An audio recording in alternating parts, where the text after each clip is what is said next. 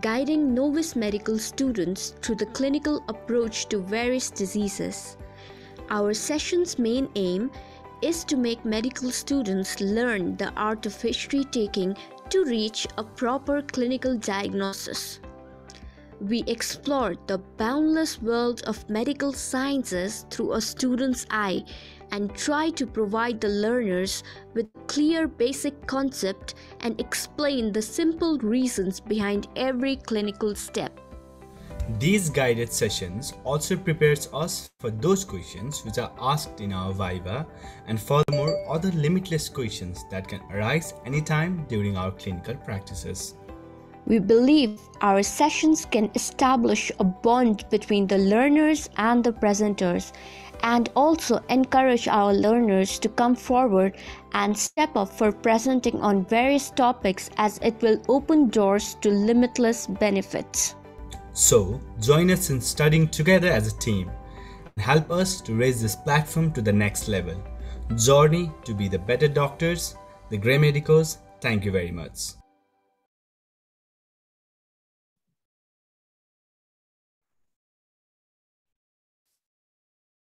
Hello, namaste and good evening.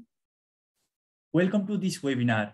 I am host Sushil Thakal, currently a fourth year medical student at Universal College of Medical Sciences. We medical students from all over Nepal came up with this virtual platform, the Grey Medicos, to conduct an interactive teacher-student session and strengthen our clinical knowledge. As grey is the color that lies in the transition of knowing nothing to knowing something. We medical students are in the transition of knowing nothing to knowing something. Hence, the name Grey Medicos was given. Before starting today's program, I would like to highlight some of the rules. Everyone must come up with their real name. Fake ID will be removed instantly. Chat box will be disabled. Queries will be taken at the end of the meeting. Let me highlight today's topic. It's cerebrovascular accident. Without any further ado, I would like to welcome mentor for today's program, Dr. Manish Khanaldai. He is resident at Department of Internal Medicine in Universal College of Medical Science. He has always been a humble and supporting person. Thank you, Dr. Manish Khanaldai, for being mentor in today's program. Likewise, I would also like to welcome presenter for today's program, Mr. Satyanaran Yadav, currently Thank you, Cecil. Fourth year medical student at Universal College of Medical Sciences. He is a smiling and dedicated, hardworking person. Without any further ado, I would like to give this virtual platform to Mr. Satyanaran Yadav and kindly start the program. Thank you. Over to you, Satya. Thank you, Cecil.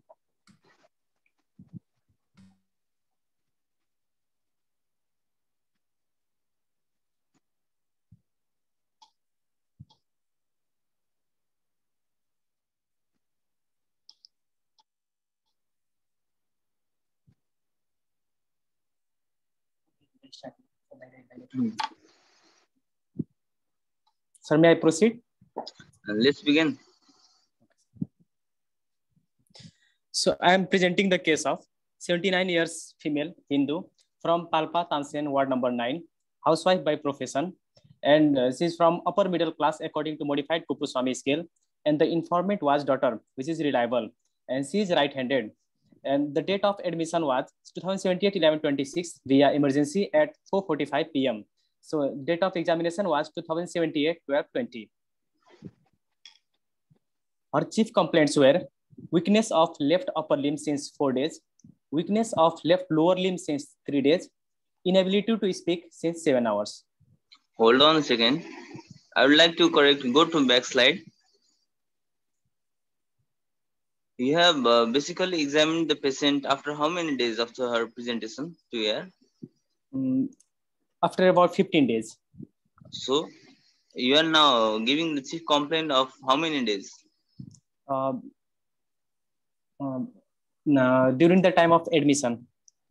Yes. So basically you need to count the days from the day of examination to the onset of her weakness, right?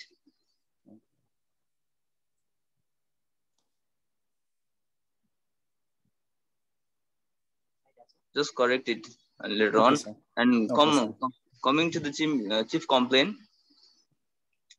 Yes, sir. Now see, her chief complaint was weakness of left upper limb since 4 days and weakness of left lower limb since 3 days, and inability to speak since 7 years. 7 hours. What comes into your mind from this chief complaint? It shows that weakness of the limbs and inability to speak since 7 hours. That means it's showing the neurological deficit. Right. Neurological deficit. Yeah, basically mention the neurological deficit. So go further step forward. What kind of disease can show this sorts of symptoms? These sorts of symptoms can be shown by different diseases like encephalitis and some traumatic conditions. Basically, yeah, presented the case of hemiplegia, right? Yes, sir. Which is of acute onset. Yes, sir. Number one. So stroke. Any form of cerebrovascular accident. Right? Yes, sir. Yes, go with it. And further, next one, differential. And it can be demyelinating lesions, or it can be torus paralysis. Come to the age of the patient. What is the age of patient? The age of patient is 79 years. She is elderly aged woman. So why not multiple sclerosis?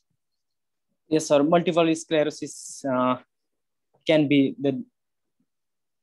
What is the common age for having multiple sclerosis? Usually, which age patient they do present with multiple sclerosis?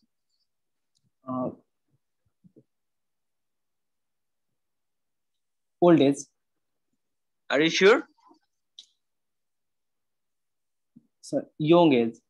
Yes, basically it's young age, right? Yes. Young female. Yes, sir. Young female, they do present with multiple sclerosis. It's usually of waxing and waning type of pattern that is on and off a similar episode.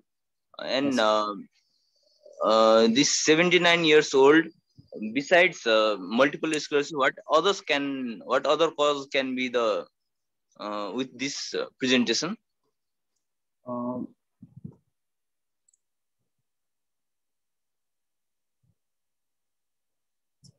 Torus paralysis. Torus paralysis also. Etiology like encephalitis. Go Yes, on sir. with encephalitis. it. Yes. Encephalitis. Torus paralysis.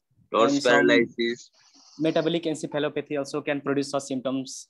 Okay. And any form of other encephalopathy like hypertensive encephalopathy. Good. Or metabolic encephalopathies like good. Hypoglycemia. Good. And hyponatremia. Next one.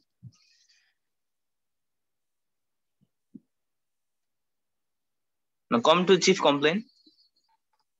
Okay, sir. So chief complaints were? Yes, you have mentioned weakness of upper limb since 4 days, then yes, weakness of lower limb since 3 days, and yes, inability to speak since 7 hours, right? Yes, sir. So, what is the classical duration of this progression? So 4 days. So basically, how long does it take to progress in acute ischemic stroke?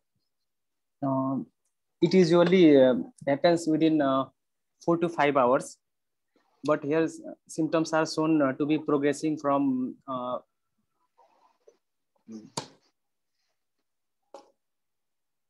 So this can be a contradictory, right? Yes, sir. Okay, come to the history of presenting illness. So history of presenting illness. My patient was apparently well 4 days back when she developed weakness in the left upper limb, which was acute in onset. Patient noticed it around 7 a.m. in the morning when she had difficulty in raising her hand. The weakness progressed over time when patient had difficulty in using her hand in lifting objects and holding glass of water. Acute onset of weakness progressed to left lower limb the next day. She had difficulty in gripping her slippers, which progressed where she had difficulty in walking without support.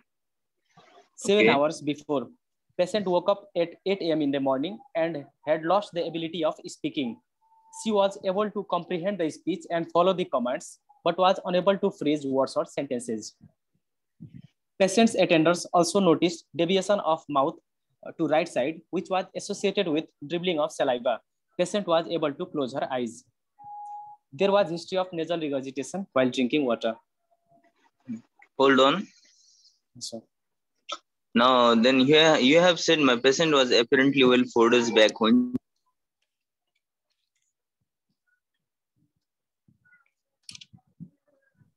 she noticed it around 7 a.m. right in the yes, morning when she had difficulty in her raising her hand.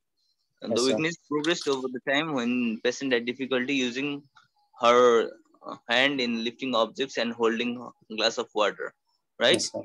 Why does this event usually occurs in the early morning? So in the early morning, the hypercoagulability increases due to increase in due to plasminogen activator inhibitor increases, and which inhibits the fibrinolysis and thus forms the thrombi and causes thrombus ischemia, thrombotic ischemia, and others. So it's because due to the increase of PAI1 level peak in the 4 a.m. in the morning. So the symptoms usually seems to be appear during the morning time. Okay.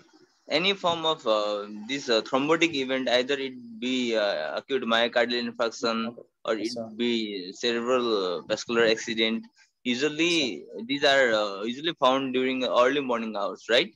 Yes, sir. Now, since the progression of her upper limb, the disease progressed to her lower limb next day. Lower limb. Yes, sir. Right. Yes, sir. So, what can be the cause? So it's showing the progression of her neurological deficits. How?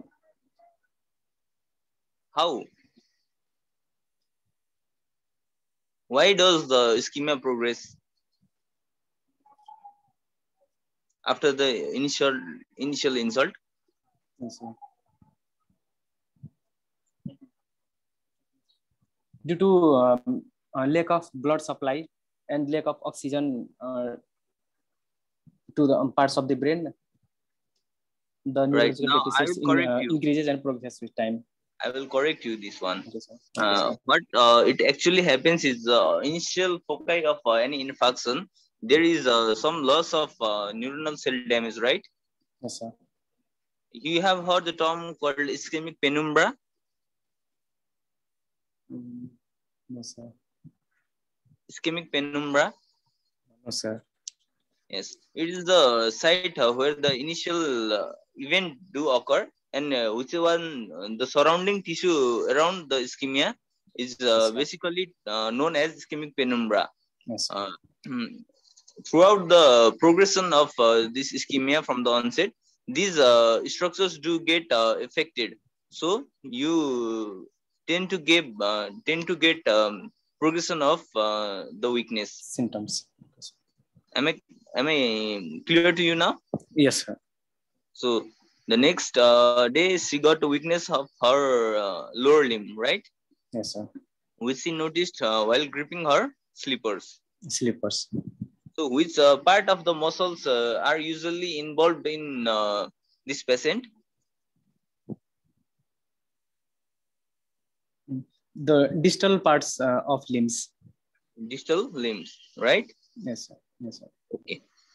Further further down the line, you have mentioned after the next day of her left lower limb weakness, she presented Lower with limb. what? Loss of ability to speak, right? Or the event have occurred in the same day? Yes, sir. Yes, sir. Same. Sorry, sir. She had aphasia the same day or the next day of her onset of limb weakness? After 3 days. After 3 days of her weakness. Weakness. Yes, sir. Okay, go further. So 7 hours before, patient woke up at 8 a.m. in the morning and had lost the ability of speaking. She was able to comprehend the speech and follow the commands. but was unable to phrase words or sentences. So basically, which area of the brain she could have involved? So Broca's area. Is this the one frontal lobe. motor or sensory aphasia? So it's motor aphasia. Yes, basically it's motor aphasia, right? As she is able to comprehend and follows the command, but unable to express anything she wants to tell, right? Yes, sir. She was able to understand the speech and knows what to say, but she used to speak in short phrases like is and the and small phrases she used to speak. Okay. What is the difference between aphasia and dysarthria? Sir, in dysarthria is a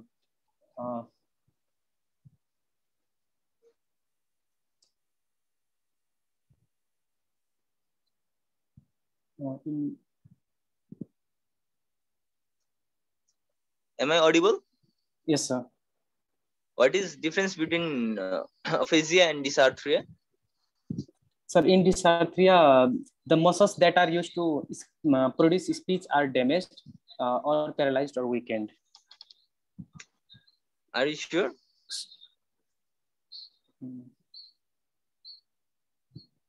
Basically, we termed aphasia as the someone is unable to speak a word, right? Yes, sir. So dysarthria is a term that a patient is able to speak few words. Speak and yes, sir, and complete the sentences. Sentence, right? Yes, sir. Yes, sir. So next one. And patients attenders also noticed deviation of mouth to right side, which was associated with dribbling of saliva. Patient was able to close her eyes. Okay. So there was the history of nasal regurgitation while drinking water. So we have said patient attendants noticed deviation of mouth to right side, which was associated with dribbling of saliva. Which cranial lobe could have been involved in this case? So facial lobe. Right. And patient was able to close her eyes. This means? That means only lower half of the facial muscles are involved.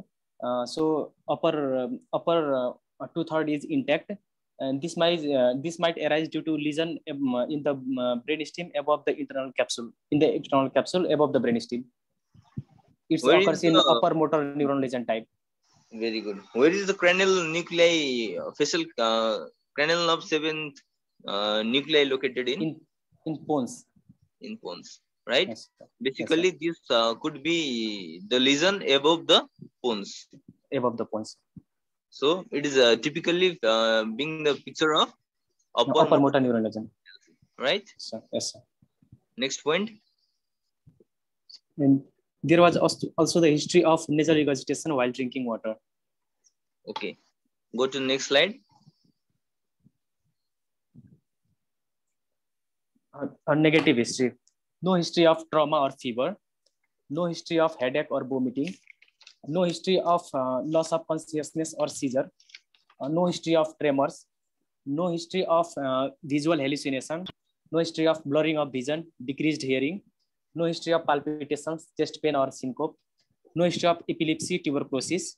No history of urinary incontinence. So this one, are these all your negative history? Yes, sir. And positive finding, there are none else beside those we have mentioned.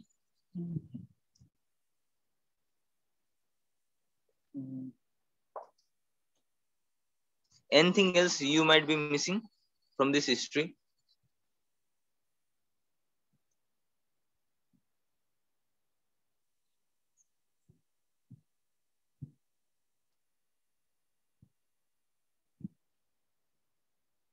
Sir. Okay, we'll discuss this later. Come on, finish up your history part.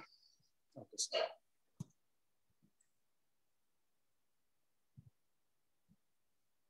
Next slide. Okay. Sir. Past history. Patient was diagnosed with hypertension. Patient was diagnosed for valvular heart disease. There was the history of stroke 6 months back. So this one is typically a recurrent Stroke. Yes. Yes. What is the most common what is the most common risk factor for having stroke?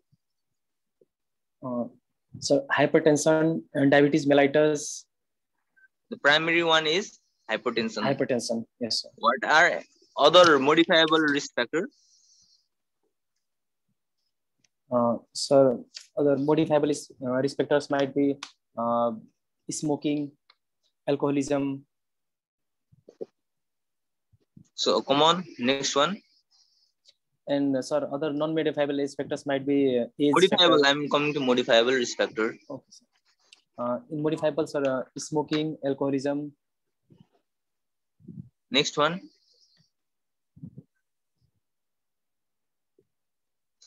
Hypertension itself is modifiable or non-modifiable? It's modifiable. So mention it. Diabetes mellitus. Yes, sir. Diabetes mellitus, hypertension. Any other associated condition?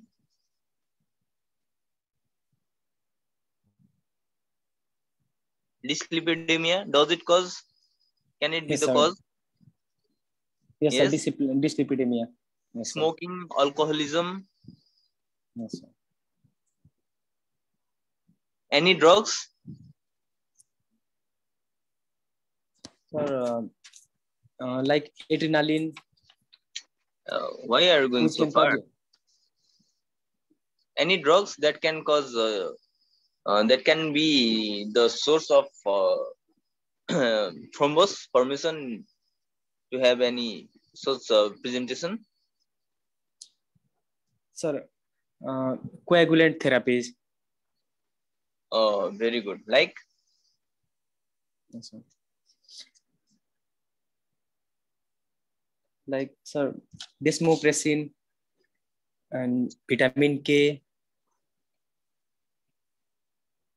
That is not, you are basically saying that if patient is having any procoagulation state, right? So, what are the coagulant, procoagulant state in which patient can be? so can OCP be the cause yes, for sir. thrombotic event? Yes, sir. OCP can be. Yeah, it is the drug, right? Yes, sir. Any procoagulant condition?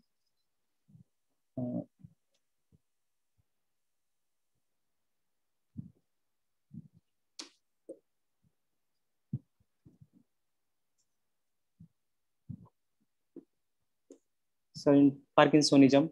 No.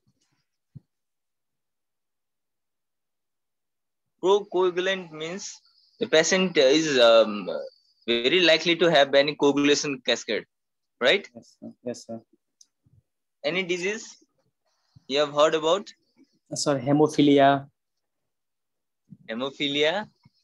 So, is hemophilia a bleeding tendency or procoagulation, procoagulant condition? so it's bleeding problem. Sir, atherosclerosis. Atherosclerosis. Okay. Any sort of disease? Protein CNS deficiency. Have you heard about it? Yes, sir.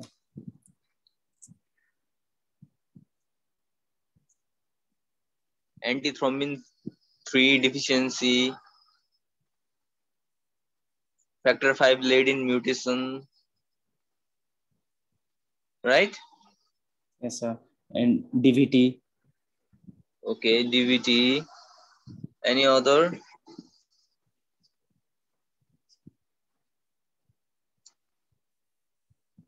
What are the cause of young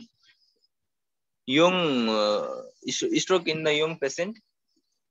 So it might be due to hemorrhage or some metabolic disease, or it can be due to emboli. or tumor. If a young female who presents with you with a similar kind of illness, what sorts of investigations or what sorts of basic disease progress disease etiology that comes into your mind?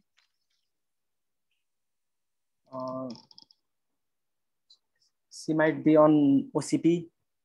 Okay, we have already discussed about it. Yes, sir. And she might be a smoker. Okay, smoking itself is a risk factor. Next one.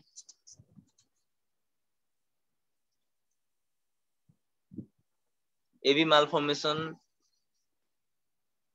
Yes. Yes, sir.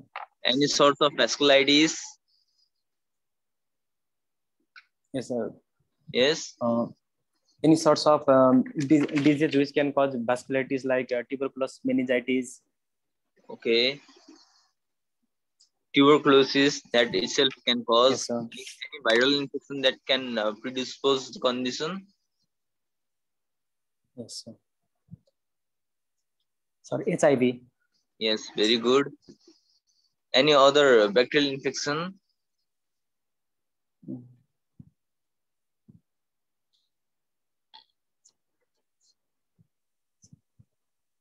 So meningitis or meningitis in severe cases can cause, yes, sir, syphilis. Syphilis. Don't miss out on that. Next one. Yes, sir, syphilis. Sorry, meningitis in severe form can cause a brain infarct. Meningitis in severe form can cause. Yes, very good. Now coming to the valvular heart disease, what sorts of valvular heart disease can cause any form of CVA? Sir, stenosis, infective endocarditis. First, say me, what are the types of CVA you have got? So there are two types of CVA. One is thrombotic, embolic, and hemorrhagic. Yes, thrombotic, embolic, and hemorrhagic, right? Yes, based on the age of patient, what can be the most common cause? Sir, thrombotic is usually present in elderly patient, and embolic and hemorrhagic are mostly present in younger patient, less than 45 years. Yes. Okay. Now coming to the valvular heart disease, what can be the valvular pathology that can cause? So that might... Which one? Sorry, infective endocarditis. Valvular pathology. Okay, infective endocarditis. Next one.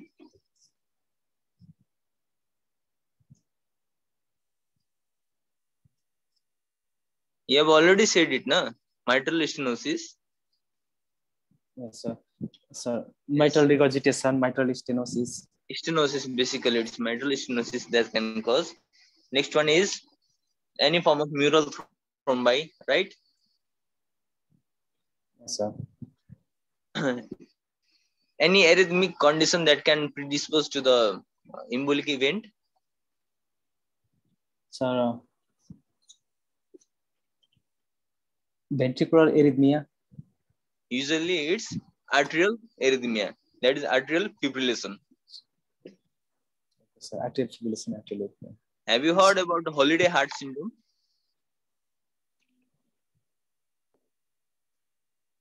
What do you think?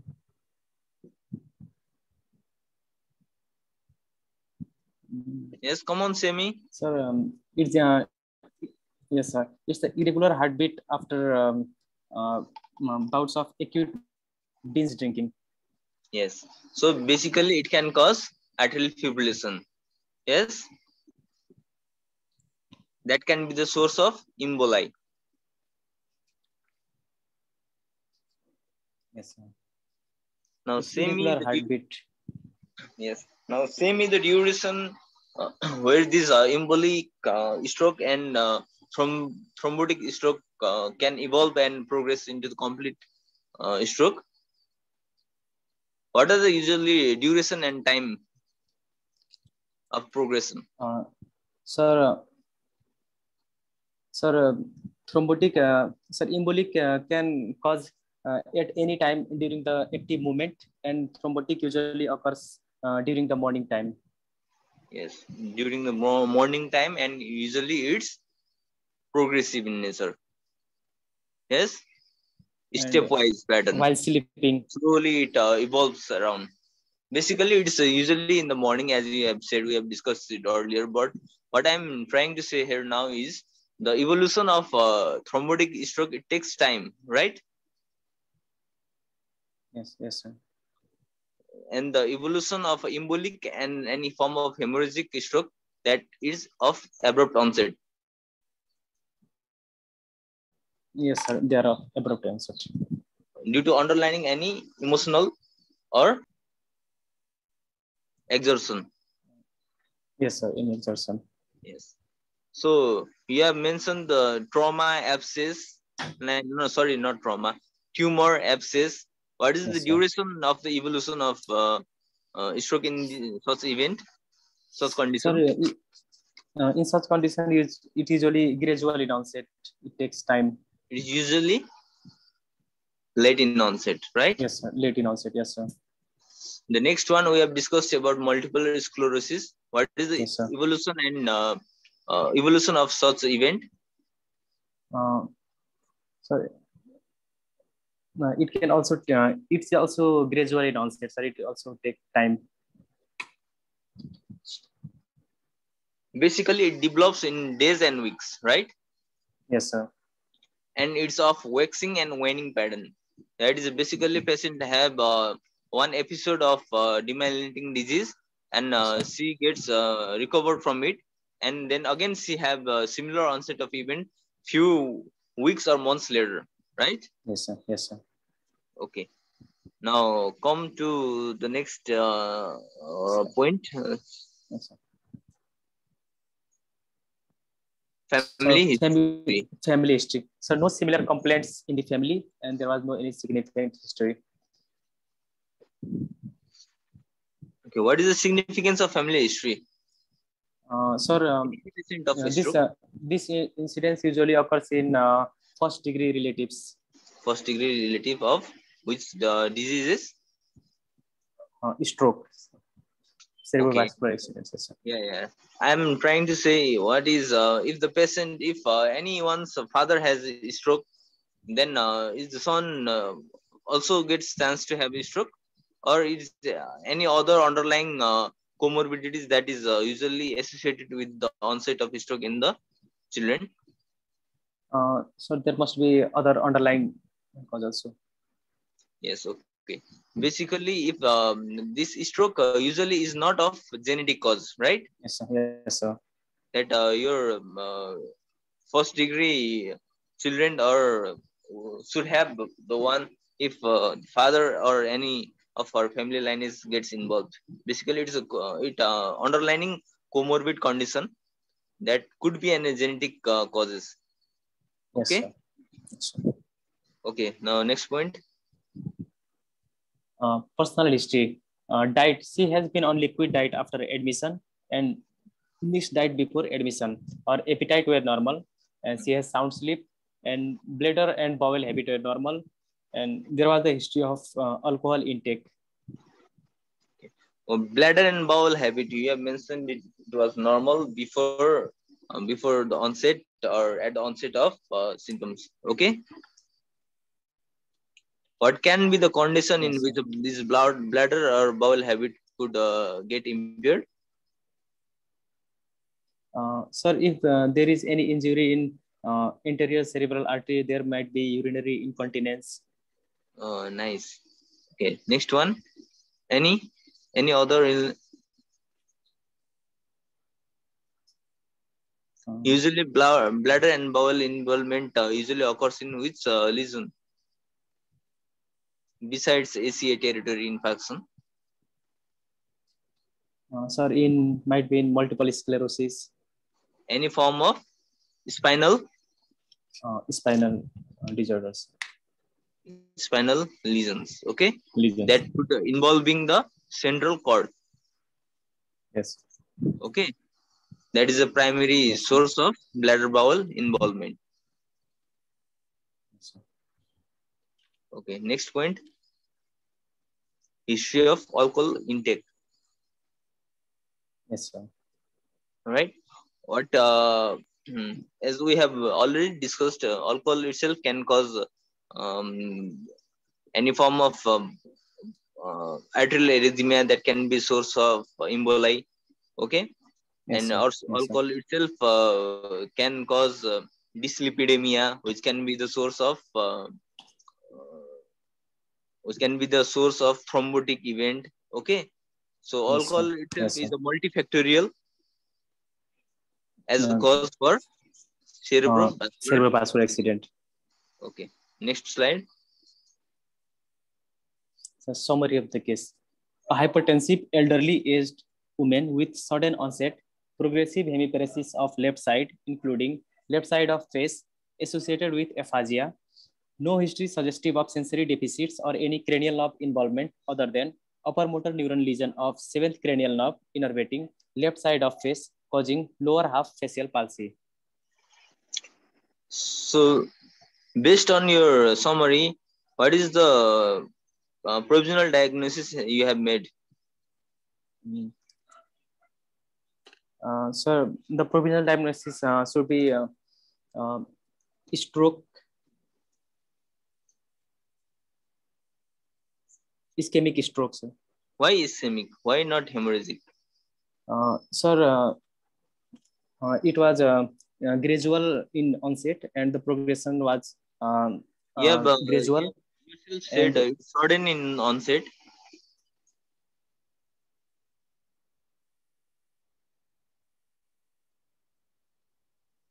Basically, what are other additional features you find in hemorrhagic stroke? in hemorrhagic stroke, it usually occurs during the active movement, but here Okay, that we have the discussed patient was already. yes, the Associated patient. features I am trying to ask you. What are the associated clinical But features that could be presenting with acute hemorrhagic stroke? sir, blood pressure, increase in blood pressure, and No. Hypertension itself is a cause, most common cause. We have already said hypertension is the most common cause associated with ischemic stroke. That hypertension can also be the cause of hemorrhagic stroke. I'm asking you the clinical symptom that you get in the patient with acute hemorrhagic stroke that could differentiate it from this thrombotic or any embolic event. so loss of consciousness. Okay, very good. Next point. Yes, sir. Yes, sir. Loss of So consciousness, there may be it's loss of present in consciousness. which stroke? Sir, in hemorrhagic stroke, loss of Hemorrhagic consciousness. stroke. Yes, sir. Any other Headache, feature? vomiting, Headache, vomiting, very good. and other symptoms of increase in intracranial tension. Such as? So headache. Headache, And, we have already mentioned yes, it. Yes, sir. What are the features of raised ICP? Sir,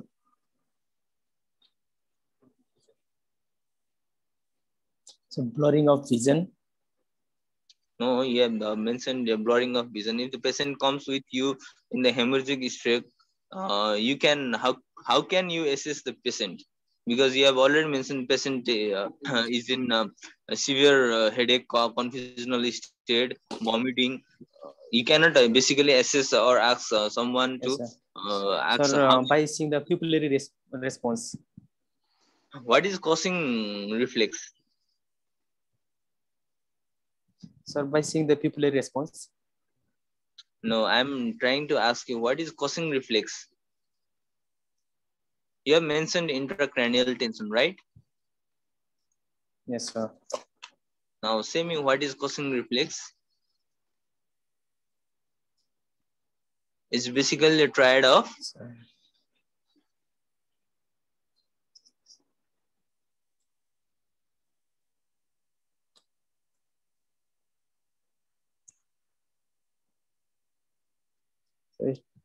triad of Recall it. So increasing systolic and decreasing diastolic and bradycardia. Bradycardia, right? Next one.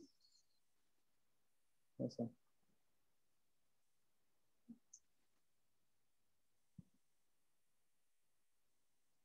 Bradycardia. Irregular Next. respiration.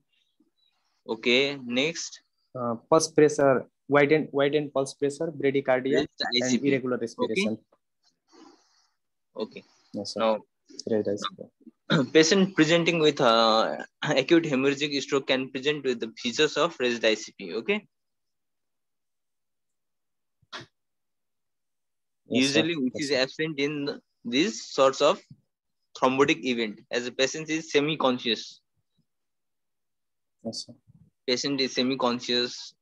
He could be drowsy during presentation. Yes, sir. Yes. Yes, now associated with aphasia. Okay. Yes, sir. Progressive hemiparesis of left side, including left face, associated with aphasia. Where could be the lesion in this patient now? Sorry, maybe in middle cerebral artery. What is the most common site of thrombotic stroke? Sir, the middle cerebral artery itself, sir, about 50.7%. I am asking you the most common site, not the territory branches. So, sir, lacunar artery. No, it's basically internal capsule. The most common site of thrombotic stroke is in internal capsule. Capsule. Internal capsule comprises of how many limbs?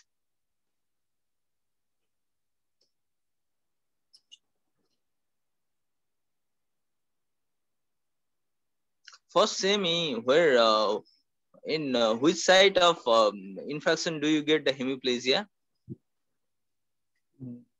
Sorry, internal capsule. No. Internal above capsule the pons. Above the pons. Internal capsule is the most common site. Okay. The first one is cortical. Yes.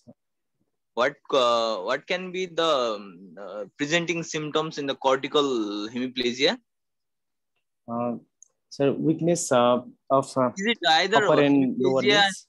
It is either a hemiplegia or monoplegia in cortical lesion. Sorry, hemiplegia. It's basically a monoplegia. Okay. Yes. And next one is subcortical region. It basically involves some more area than the cortical area. Right? Then comes the internal capsule. Yes. Internal capsule is the area where all these pyramidal tracts, they get merged into.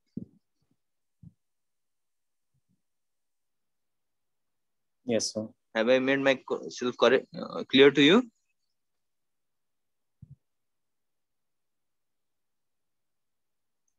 Hello? Yes, sir. Yes. So, what is dense hemiplegia?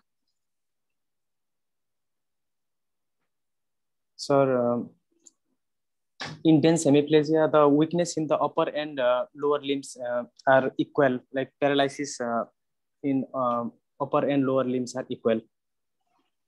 Upper and lower limb are equal. Along with? Equal. Yes, sir.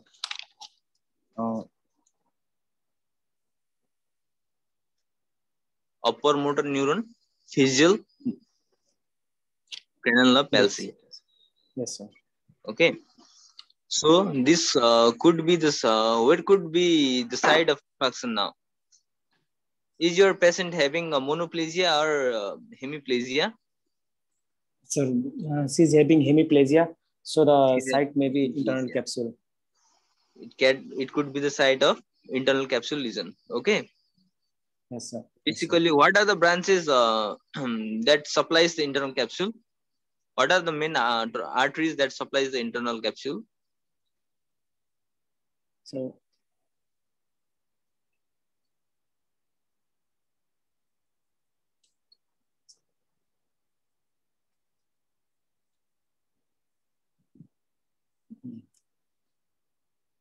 Sir, anterior cerebral artery, middle cerebral artery, and internal carotid artery, and anterior choroidal artery. No, it's not. Now we have already mentioned it. Middle cerebral artery. Okay.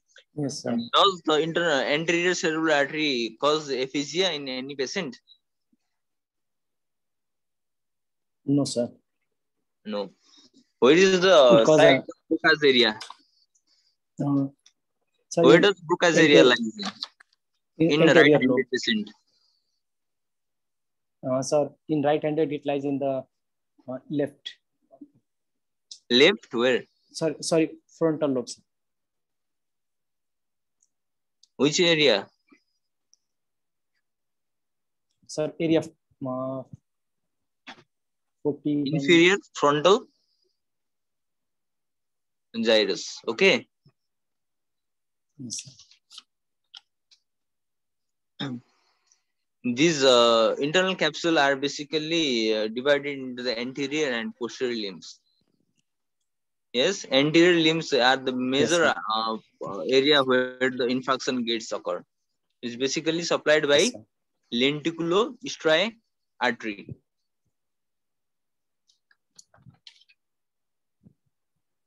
Yes, sir. Okay, these are the most common site of infarction. So we have come to the internal capsule. What are the other site of having infarction? Go further downward. So in bones itself. Basically, brain stem. Okay. Yes, sir. In brain stem. Yes, sir. Brain stem. So, yes, where does the crust hemiplegia occurs in? Sir, if the lesion occurs at nuclei level in bones.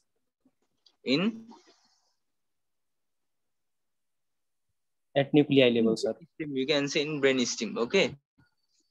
Yes, sir. Yes, sir. In brain stem. So it can, if the lesion occurs in the brain stem, where all these cranial nuclei are located. Okay. If the any of the lesion occurred in this area, you get a classic feature of lower motor neuron ipsilateral cranial palsy along with contralateral hemiplegia. That is basically termed as crust hemiplegia. If any of the lesion occurs in brain stem. Yes, sir. So, from your history, the patient is having the lesion of above brain stem. Above brain stem, sir. She's having, sir, ipsilateral hemiplegia. Ipsilateral? Hemiplegia. No. She's having contralateral hemiplegia, na? Sir. Where does the ipsilateral hemiplegia occurs in? Sir, ipsilateral occurs if the lesion is above the brain stem or in internal capsule, and contralateral hemiplegia occurs if the lesion is in bones. If the lesion occurs below the level of brain stem, that is when you get ipsilateral hemiplegia, because desiccation usually occurs where? At the level of? Where does desiccation occur? Bones, in medulla. Medulla. Yes. Don't get confused. Okay. Yes, sir. Any lesion that occurs below the desiccation causes the ipsilateral hemiplegia. And any lesion that that occurs above the level of desiccation causes contralateral hemiplegia. Yes, sir. Okay. Yes, sir. So, what are other site of having hemiplegia? We have come to the brain stem level. Go further downward. Yes, sir. Yes, sir. It can occur at spinal cord level, sir. Spinal cord level. Very good. Which area? It can occur beyond the anterior horn cells. No. Peripheral. You mean to say anterior horn cells could be anywhere in the spinal cord, right? Yes, sir. Anywhere in the spinal cord. Yes, sir. I am asking you which level, like cervical, thoracic, lumbar, sacral, which level does cervical, sir. Cervical, which level? Sir, C1, C2. No, above C5. So Okay. C4, yes, sir, above C5. Above C5, the patient could be having ipsilateral hemiplegia. Ipsilateral hemiplegia. Yes. Yes, sir. Now, there is no history suggestive of sensory deficit or any cranial nerve involvement other than upper motor neuron lesion of 7th cranial nerve innervating left side of face, causing lower half facial palsy. Facial palsy. So you have basically said the patient is not having any sensory deficit. Yes, sir. In upper motor neuron lesions, what are the difference between upper and lower motor lesion? Sir, in upper motor neuron lesions, there is in the signs of hypertonia, hyperreflexia, spasticity, but in lower motor neuron, it causes due to the neuron when it is neuron muscle supply is itself damaged. So the symptoms are like hypotonia, hyporeflexia, flaccidity, and atrophy. So you have said upper motor neuron lesion can basically cause hypertonia. Okay. Yes, sir. Yes, sir. So is there any chances that upper motor neuron itself can be cause for hypotonia? Like if this patient could have hypotonia or not? Yes, sir. It could have because in stages of hemiplegia during the primary. What are the stages of hemiplegia? Sir, neuronal stage of primary, secondary, and tertiary. And in primary, there is a neuronal shock and stage of recovery and stage of residual paresis. Okay. So in stage of spinal shock stage. Yes, sir. In stage of spinal shock. Could be having hypotonia. Hypotonia. Okay. Basically, it usually it may last for hours to days or even up to 3 weeks. Yes, sir. This patient could be having hypotonia, though it is the case of upper motor neuron lesion. Yes. The next stage is stage of hyperreflexia. No. Yes, sir. Stage of recovery. Stage of recovery. Yes, sir. Which are the sites that gets recovered earliest? So I don't know this.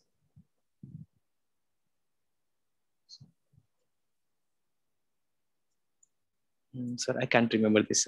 In hemiplegia, the most common site that gets recovered early is face. Yes. Number 1. The next one is leg, usually extensor compartment. Okay. Yes, sir. Third one is your hand. Basically, it's flexor compartment. Yes, sir. Okay. Yes, sir. Yes. Now, you have said involvement of upper motor neuron lesion of 7th cranial nerve innervating the left side of face, causing the lower half facial palsy. Why is there always 7th cranial nerve palsy in hemiplegia?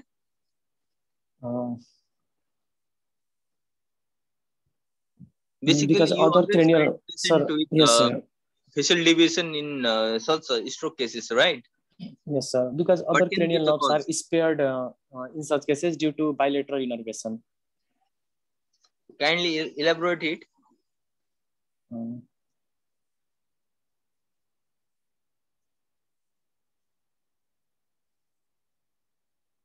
So other cranial nerves are having bilateral innervation, but yes, basically this cranial nerve could be divided into the 2 compartment by arbitrary line. Yes. This facial nerve, which nuclei that is divided by the one arbitrary line. The upper part usually basically supplies the upper part of face. Okay. Yes. These both gets supplied. These get supplied from the both cerebral hemisphere by a corticonuclear tract. Yes, sir. Okay, but in contrast to other cranial nuclei, the lower part of the cranial nuclei only gets innervated by the contralateral corticonuclear tract. Yes, sir. So basically, if the patient is having any sorts of lesion in the one side, he or she gets the palsy of contralateral Contralateral side. side. Yes, sir. Yes, if the patient is having upper motor neuron lesion. Yes, sir. So based from your summary, what could be your provisional diagnosis? Repeat it once again. Sir, it can be ischemic cerebrovascular accident. It could be any form of ischemic Cerebrovascular accident. cerebrovascular accident involving Middle cerebral artery. middle cerebral artery, likely at the region of internal capsule. which side, right or left? Sir, left side. See, the patient is having hemiparesis, hemiplegia of left side. So, yes, sir. Patient might be having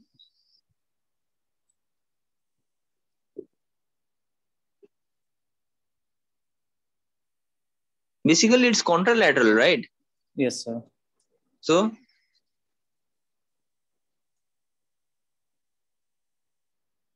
she might be having the lesion of right-sided Right internal. side. Yes, sir. Okay, move forward. Sir, in general physical examination, an elderly aged woman who is moderately built and nourished, is conscious, cooperative, and well-oriented to time, place, person. Patient is right-handed. Pallor not seen, icterus not seen, cyanosis, clubbing not seen, and lymph nodes were not palpable, and pedal edema not seen. Okay, next slide. Her vitals were come to back pulse rate slide. was Once come to back slide. Pedal edema not seen. Okay, if we have just forgotten one point to be discussed. A patient with upper motor neuron palsy and lower motor neuron palsy. What are muscles component that could be seen? Are there any atrophy in upper motor neuron palsy? yes, sir. Sir, in upper motor neuron, the atrophy can be due to disuse because for longer duration the muscle is no longer in use, so it can cause disuse atrophy. Upper or lower? Sorry, in upper motor neuron, but in lower motor neuron, the atrophy usually occurs due to denervation of the basically muscles. what is the fact is in upper motor neuron palsy, patient rarely has muscles atrophy. Okay. Yes, sir. It's rare, but it can cause due to disuse of muscle for longer time. It's a lower motor neuron lesion that causes any form of atrophic or wasting of muscles. Okay. Yes, sir. Yes, sir. Any trophic changes, any trophic changes that could also be in seen in lower motor neurons. Yes. Yes, sir. So you have mentioned the upper motor neuron. What are the groups of muscles or individual muscles that get affected in upper motor neuron? Sir, in upper motor neuron, group of muscles involved, but in lower motor neuron, individual muscles are involved. Individual muscles. Okay. Yes, sir. Yes, sir. Yes. Okay. Now move forward. Sir, her vitals, pulse rate was 62 beats per minute, which was regular, normal in volume and character. No radial delay and radiofemoral delay was there.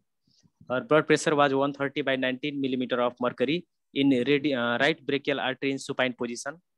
Respiratory rates were 22 cycles per minute, thoracoabdominal, and her saturation was 92%, and temperature was 98 degree Fahrenheit. Have you examined every peripheral pulses? Yes, sir. Did you find any sort of abnormalities anywhere?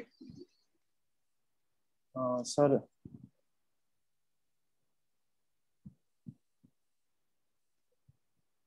which artery could not be missed while examining the patient of stroke?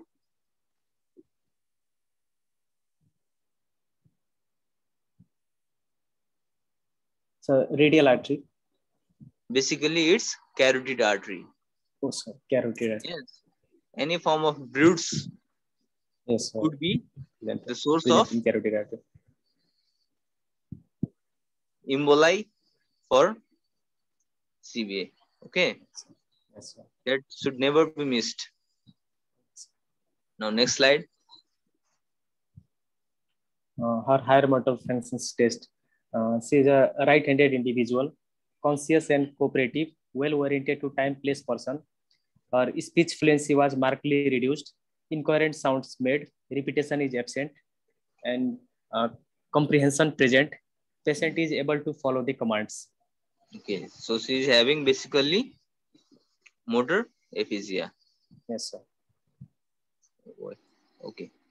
Next one. So, cranial lobe examination. During the cranial lobe examination, in facial lobe, there was absence of nasolabial fold on left side of face and deviation of angle of mouth to right. Right side. Yes. Next. In motor examination, Only attitude that of the patient. Other. Come to back slide. What else can you examine in facial lobe?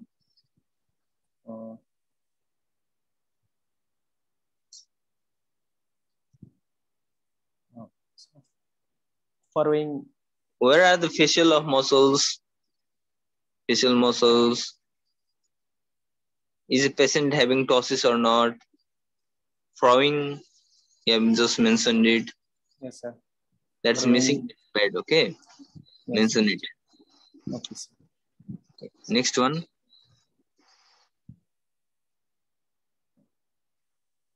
So motor examination. Attitude of the patient. Patient is supine with shoulder adducted, flexion of elbow, flexion of wrist, and semi-pronated position. Bulk was equal in both the hands. What about lower limb? Your patient is lying in supine position. You have just Yes, mentioned about yes, upper sir. limb. What is lower limb? What is the Sir, attitude of lower limb in the patient with hemiplegia? Both the legs were extended. Extended. Yes, sir. And adducted. Okay. Adducted. Yes, sir. Extended. And lying helplessly. Yes, sir. Yes. So bulk equal in both hands. Both the hands. And hypertonic. Tone is hypertonic in left upper and lower limb, and normal in right side. And power is decreased, which is 2 MRC scale in left upper limb and normal in right, and decreased in left lower limb, which is the normal in right. Next one. Basically, you have to mention, come to back slide. Yes, sir. Basically, you have to mention every individual muscles while examining the power, okay? Not just upper and lower limb. You have the group of muscles you need to examine, not just upper and lower limb. That is not sufficient, okay? Okay, sir. Now come to next slide.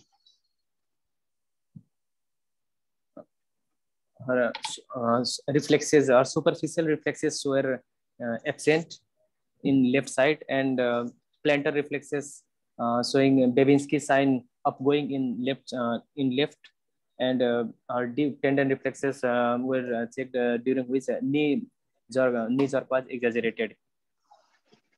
What about other DTR? Sir, all deep tendon reflexes were exaggerated In the site of lesion. in the setup. You have just mentioned the knee exaggerated. It should you should mention it's in the right or left ankle. No, Yes, you sir. need to mention every sort of DTRs. Okay, sir. Yes. Now next. In left side. Sir, other systems like cardiovascular S1, S2 heart, no murmurs, no carotid bruits heart, and in respiratory system, normal vesicular breath sound heart, no added breath sounds present, and abdomen is soft, non-tender, no organomegaly seen. Okay.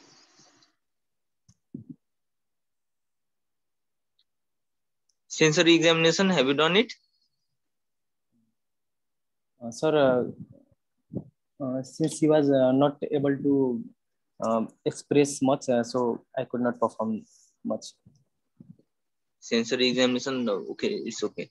What do you basically find in sensory examination in presenting with a stroke? Sir, numbness in the affected side. What do you examine basically in sensory function?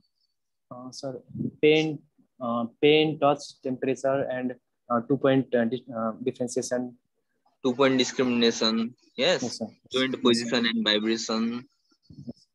What are the fibers that carry pain temperature? Pain touch temperature.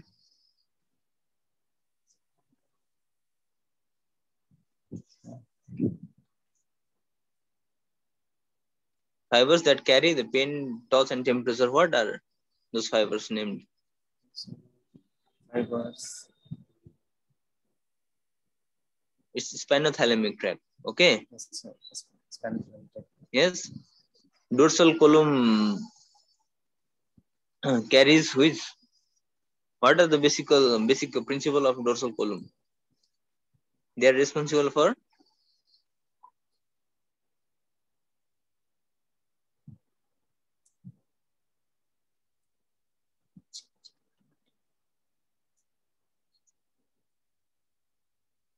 so have you heard about Romberg to sign? give the sensation of fine touch and vibration. Joint position, fine touch, and vibration. Vibration, yes, sir. Yes. And 2-point discrimination. 2-point discrimination. So you could not assess any sensory function in this patient. Basically, yes. In upper motor neuron lesion, sensory are almost intact, except in you have just mentioned anterior cerebral artery circulation area that could get involved. Yes, like bladder bowel incontinence, it could be involved. So, based on your history, you could conclude that the patient was having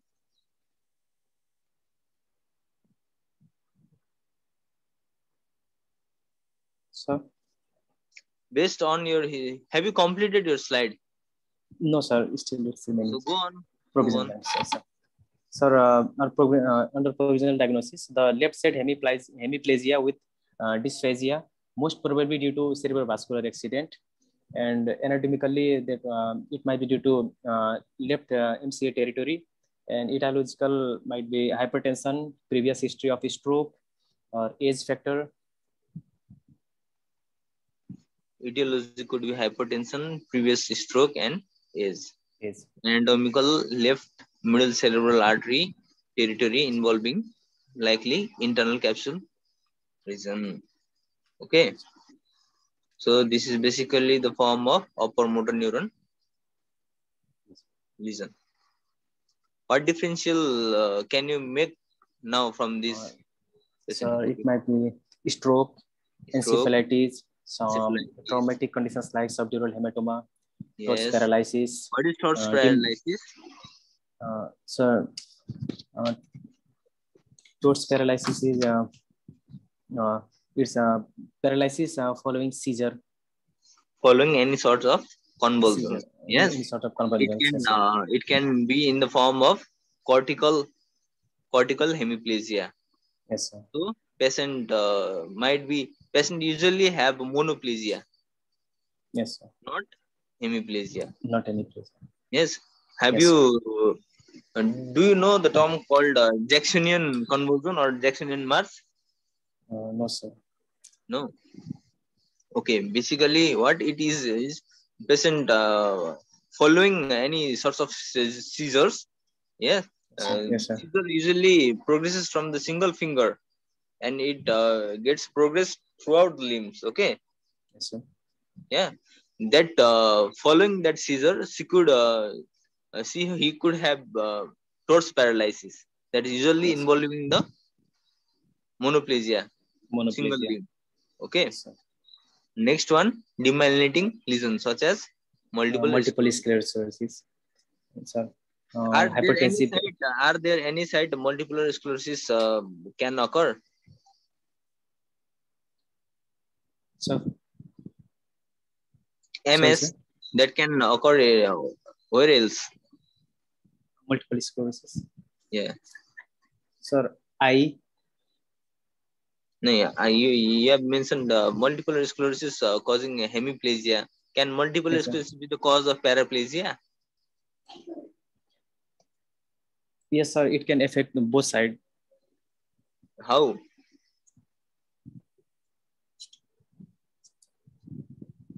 So, Where could be the lesion?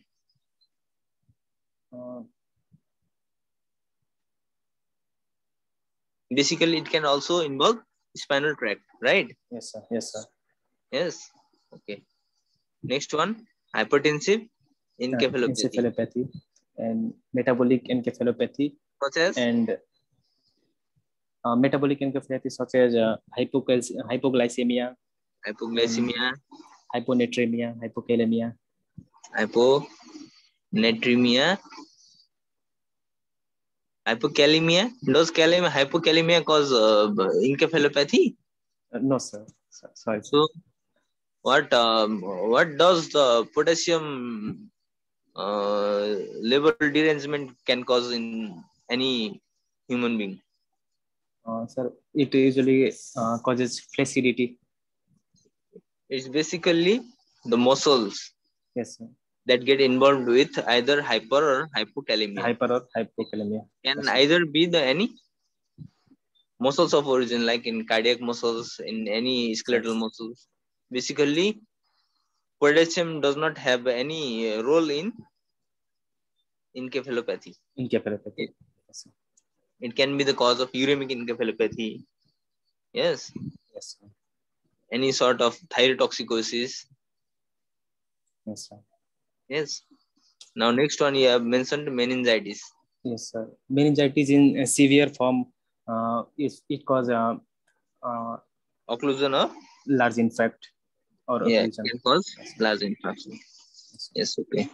So basically, these all are these differential diagnosis for first cerebrovascular. Yes, sir. First stroke. Okay. Yes, sir. Now next investigation. What sorts of investigation do you order? Sir, I've got a CT head and Do you diffusion order OPD MRI. contrast? Do you order contrast or non-contrast CT?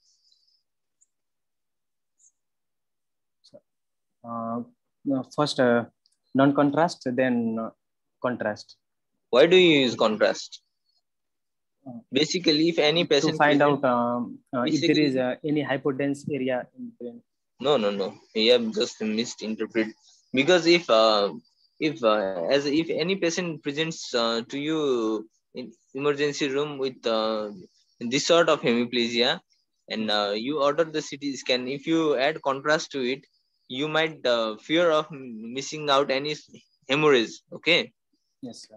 So basically, you order plain CT. Yes, sir. First non-contrast, plain CT. Yes, non-contrast CT. First line of investigation. Then? Yes, sir. Then contrast. MRI. Yes, sir. Then MRI. And basically, MRI is superior to the CT because it can pick up the small lesion also. Yes, sir. And the CT scan usually typically shows after 48 hours of onset. So you might miss out any lesion that could be present. Yes. MRI is usually superior to the CT. Yes. The next investigation you order is electrocardiogram. Yes. Yes, sir. What do you look in ECG? To find out if there is any cardiogenic cause. Any sorts of arrhythmias. Yes. Yes, sir. Yes, sir. Okay. Next one. Sir, carotid Doppler. Echocardiography. Yes. What do you look in echocardiography? As you have mentioned it earlier. To find out any sorts of valvular heart disease. Valvular pathology. Yes, sir. Any form of mural thrombi. Any form of infective endocarditis lesion. Yes. Rheumatic fever causing a valvular lesion. Any sorts of source of embolism could be ruled out from echocardiography. So next one, carotid Doppler. Carotid Doppler. What is basically, why do you do carotid Doppler? What do you look for it? So to rule out blood supply to the brain or atherosclerosis or any kind of spasm or blockage. Basically, you look for stenosis. Arterial wall. Yes, sir. Stenosis, Yes. arterial wall. Carotid wall stenosis. It could be due to cause of any atherosclerosis underlining the wall. Yes. Yes, sir. Yes, sir. Any kinking of carotid artery. Carotid artery. Yes, sir. Any sorts of atherosclerosis underlining the carotid artery. Yes, sir. Have you heard about Moncke-Borg sclerosis? No, sir. Basically, it's usually hardening of the wall. Right. Okay. So next, what do you order? Blood glucose. Sir, yes, sir. Blood glucose to rule out any metabolic causes like hypoglycemia, and and then lipid profile. Lipid profile. Okay. Rule out dyslipidemia. Dyslipidemia. What is the primary etiology that the patient could having? I mean to say, in dyslipidemic patient, how does the thrombi get formed? Sir, in dyslipidemic patient, the tendency to form thrombi increases. Why? Sir, it increases the risk of hypercoagulability. No, I'm basically asking what is the pathogenesis? Sir, the LDL can form cells. If the LDL gets oxidized, yes, sir, and forms cells and binds all the macrophages with macrophages. Yes. Yes, sir. Basically, what it does is it deposits on the inner wall of the wall of vessels arteries, and that can cause the atherosclerosis. Yeah, that can interrupt the underlining endothelial lining, which can activate the platelets, eventually forming the activating factor, platelet growth factor. Yeah, eventually forming the plaque, right? That can be the source of thrombus. Yes, sir. Okay. So next slide. So that's all. Now, after examining the patient, how do you treat this patient?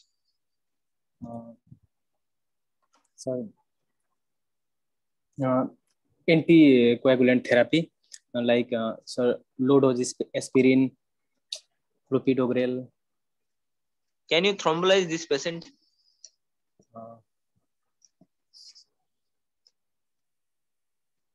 No, sir.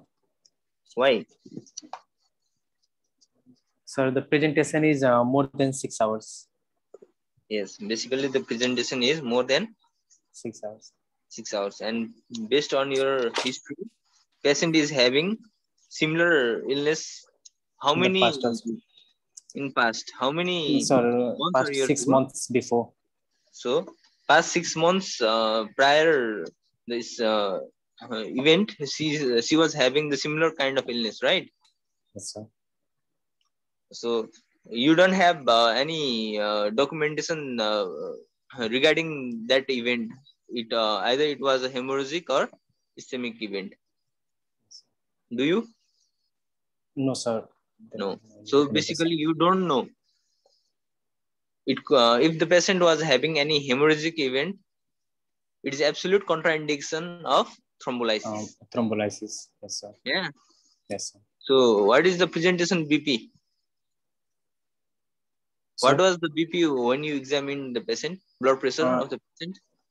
So during the time of examination, it was normal, about normal 130 by 90. But during the time she was presented to emergency, the BP was high during that time. Like name how much was? You have seen the file? Yes, sir. What was the BP during the presentation? Sir, No, I'm just it was, basically asking what is the yes, sir. It was, goal blood pressure in the patient with ischemic stroke. If the patient was presenting with a high BP, like suppose say it be 220, 110. Now what is your aim? sir, antihypertensive. So basically you need to lower the BP by. Yes, sir. Antihypertensive. What is your target blood pressure in the patient with ischemic stroke?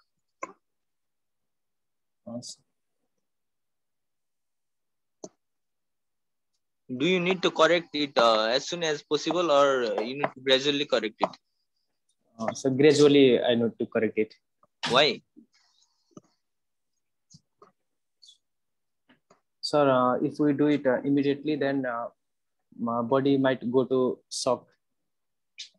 No. That you have said it in the wrong way, right?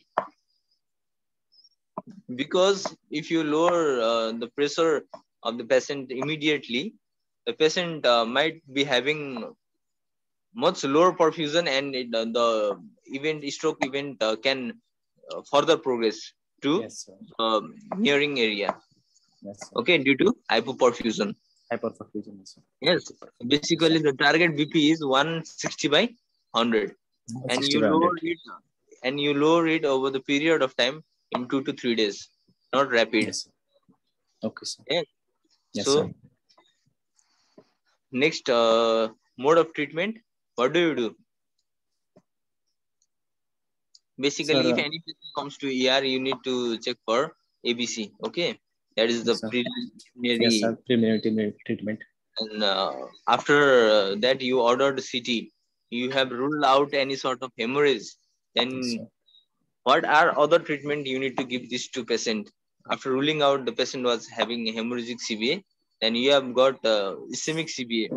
And what do you give to this patient? So since the patient is ischemic, so antiplatelet and low dose aspirin can be given.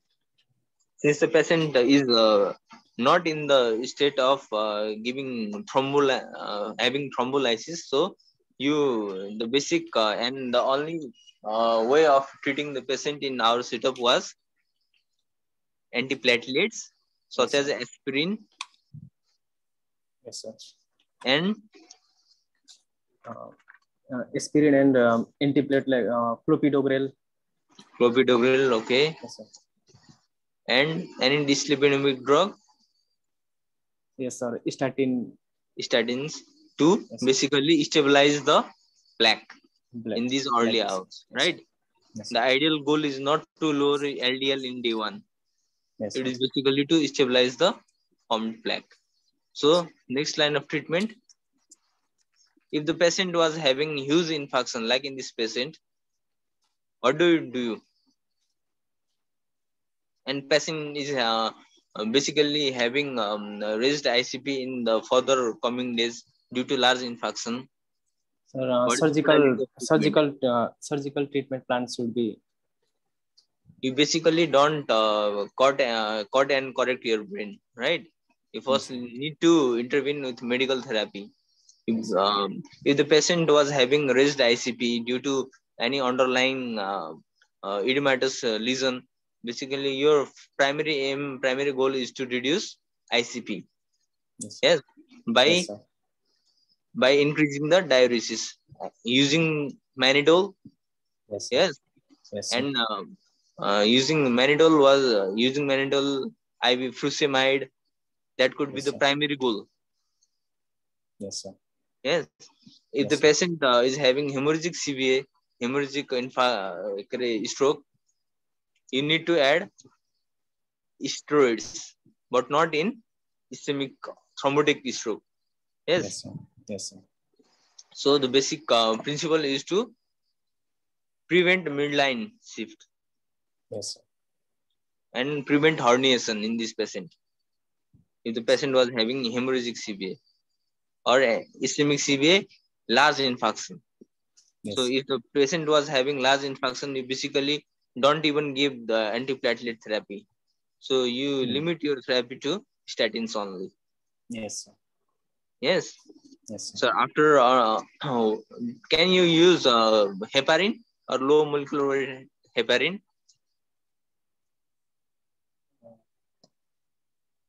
Yes, sir. It can be given. Mhm.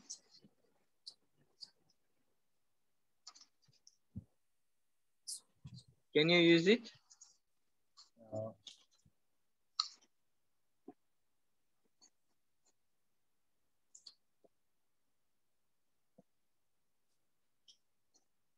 Basically, heparin also could be used, right? yes, But yes, sir. it also have the similar effect as thrombolysis, so it should be used cautiously. So Yes, we basically limit our treatment to antiplatelet drug and yes, statins. yes, Okay, you yes, have sir. mentioned the surgical treatment. What are the surgical treatment do you do to your patient? Namely, name it. Uh, Sir, uh, craniotomy, Hmm? craniotomy. How does craniotomy? What does craniotomy do to your infarction? Yes, The sir. patient is having brainstem infarction likely. So what do? You do craniotomy to correct it. No, sir. That is not ideal No, sir. treatment, right? Yes, sir. If the patient was having any sort of pathology in her, his her carotid artery, you can do endarterectomy. Okay, Yes, sir. that is a surgical intervention you need to do to Yes, the sir. patient. Sir. So after all this treatment, the basic next line of treatment is physiotherapy. Physiotherapy. As soon as early you start initiate the physiotherapy in this hemiplegic patient, the more better outcome it usually gets. Yes, sir. Okay, Yes, sir. and fully catheterization, NG feeding, these all are the sorts of supportive treatment. As the patients Yes, sir. cannot swallow properly, patient can have aspiration and develop pneumonia, which can be the Yes, cause sir. of death in these sorts of patients. So you give supportive mode of treatment for these Physiotherapy. Yes, sir. patients. Yes, sir. Yes. Yes, sir. Okay. And These are and the. for, Say yes. Come on. Say what were you saying? and sir, for further reduce to the risk of further strokes and Mm. long-term antiplatelets and statins can be given, Yeah. and Basically, other this if there is any other pathology like cardiac pathology, it shall be treated. And basically if the patient was having valvular heart disease. Yes. yes, Based on her CHATS best 2 score, you can either add any uh, antiplatelets or heparin, low molecular weight heparin. These yes, are the ideal condition where do you use. Yes, and yes, sir. treating underlying cause. That is basically treatment. Okay. Yes, sir. So any other things we have left to discuss? Any queries? Anyone?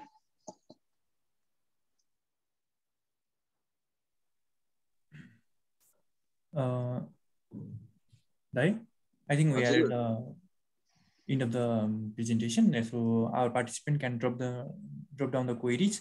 Meanwhile, I would like to request Team Grey Medicos to prepare the token of love to our mentor and to our presenter. And all the participants can drop their queries in the chat box.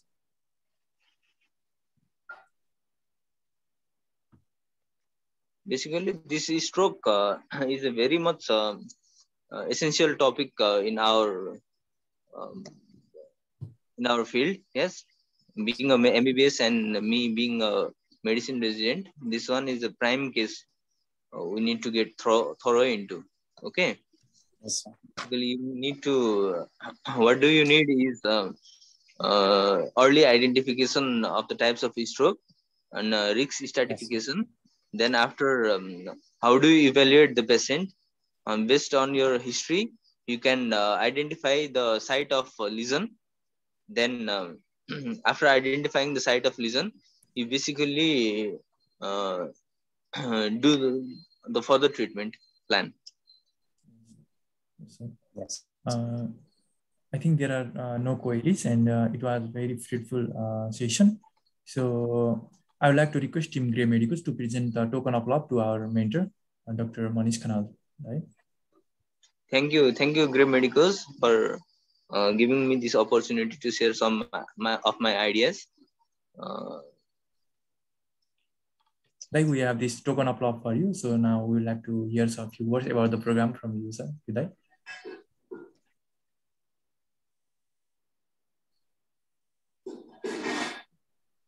Thank you, the Grey Medicals. Wishing you and your all guys here are doing a very good job. You have made us to study as well. Yes. And these sorts of events will enhance both of our medical knowledge in upcoming days. Hoping to catch you guys in the next session. Thank you again. Thank you, Dai. Now I would like to request Achal to present token of love to our presenter, Mr. Satyanaran Yadav. Mr. Satyanaran Yadav, we would like to hear a few words from you as well. Thank you, Grey Medicals team, for giving me such opportunity. And thank you, Susil and Ravi, for giving me a chance. And thank you, Manish Dai, for giving such a chance and being as a mentor. And we got a lot to learn, and I learned a lot from this session, and a sort of confidence. Thank you. Okay. Thank you, Mr. Satya. Now, again, finally, I would like to thank our mentor for today's program, Dr. Manish Khanal, and presenter Satyanaran Yadav. And I would like to request Team Grey Medical, the host, to end the meeting. Thank you. Okay. Thank you. Thank you, Dai. Thank you. As promised, we'll learn it better in bedside. Okay. Yeah. Bye-bye.